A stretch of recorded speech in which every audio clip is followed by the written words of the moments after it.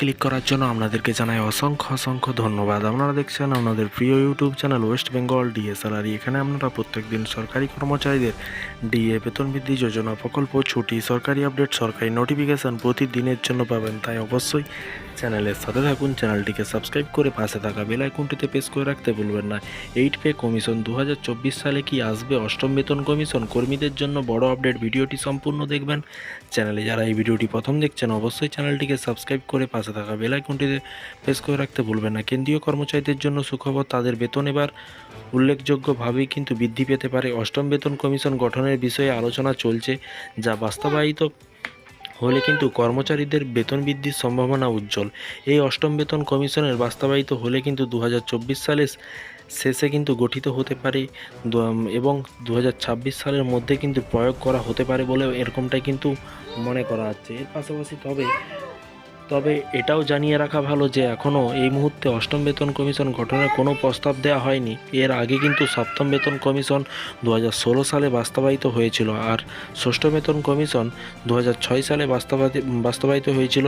সূত্র মারফত জানা যাচ্ছে যে 2024 সালে লোকসভা নির্বাচনের পর বেতন কমিশন গঠনের বিষয়ে আলোচনা হবে। বর্তমানে কোন প্রস্তাব কোনো কিন্তু প্রস্তাব নেই, তবে বিষয়টি গুরুত্ব সহকারে কিন্তু বিবেচনা করা হচ্ছে। নতুন ব্যবস্থা বেতন পর্যালোচনা প্রতি বছর হতে পারে, যা বর্তমানে 10 বছর চক্র থেকে কিন্তু পরিবর্তন হবে এবং কম বেতনের কর্মচারীদের বেতন বৃদ্ধি তাদের কর্মক্ষমতার উপর নির্ভর করবে, যেখানে অধিক বেতনের কর্মচারীদের বেতন বৃদ্ধির প্রতি 3 বছর পর হবে। অষ্টম বেতন কমিশন গঠিত হলে কিন্তু ন্যূনতম বেতন কত হতে পারে তা কিন্তু এখনও স্পষ্ট নয়। তবে কর্মীদের আশা, নতুন বেতন কমিশন তাদের জীবনযাত্রার মান উন্নত করতে সাহায্য করবে। এই বিষয়ে সরকারের পক্ষ থেকে এখনও কোনো আনুষ্ঠানিক ঘোষণা আসেনি, তবে সূত্রের খবর সত্যি হলে আগামী বছর কেন্দ্রীয় সরকারি কর্মচারীদের জন্য বড় সুখবর আসতে পারে। এই খবর প্রকাশের পরে কিন্তু কেন্দ্রীয় কর্মচারীদের মধ্যে আশার সঞ্চার হয়েছে। তবে অষ্টম বেতন কমিশন গঠন হলে বাড়বে ফিটমেন্ট ফ্যাক্টর। বর্তমানে ফিটমেন্ট ফ্যাক্টর 2.57।